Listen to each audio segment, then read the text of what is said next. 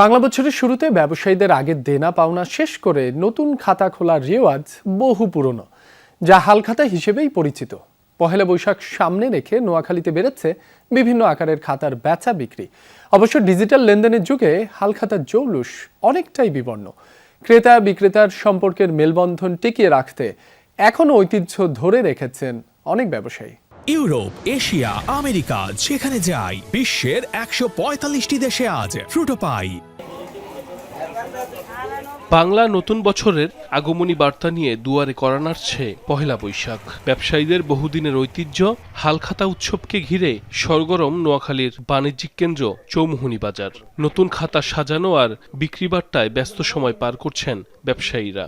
হালখাতা উপলক্ষে নতুন খাতা প্রত্যেক দোকানদারের নতুন খাতাতে হিসাব করে, তো এই জন্য এই সময়ে এই মৌসুমে আমাদের এই নতুন খাতাগুলা বেশি বেশি চলে। নববর্ষ উপলক্ষে আসলে এখন দেখা যাচ্ছে সবাই একটু কেনাকাটা করতেছে। দোকানে দোকানে চলছে পুরনো বছরের হিসেব শেষ করে ক্রেতাদের নিমন্ত্রণ, মিষ্টিমুখ, ভোজ আর উপহার দেওয়ার আয়োজন। স্বাভাবিক যে টাকাগুলো আছে এটা কালেকশন করব, চেষ্টা করব নতুন বছর উপলক্ষে সবাইকে মিষ্টি খাওয়ানোর জন্য। নতুন বছরের নতুন নতুন আনন্দ। তবে প্রান্তিক পর্যায়ে ব্যাংকিং সুবিধা ও লেনদেন ব্যবস্থার আধুনিকায়নে জৌলুস হারাচ্ছে হালখাতা উৎসব। কেউ কেউ আবার পহেলা বৈশাখের জন্য অপেক্ষা না করে হালখাতা করছে সুবিধাজনক সময়ে। ব্যাংকিং অনলাইনের কারণে ওই যে সবাই দিনে দিনে এবং দ্রুত সার্ভিসে পাইতেছে, হওয়ার কারণে হালখাতার যে আনন্দ জৌলুস, ওই জৌলুসটা দিন দিনে কমে যাইতেছে।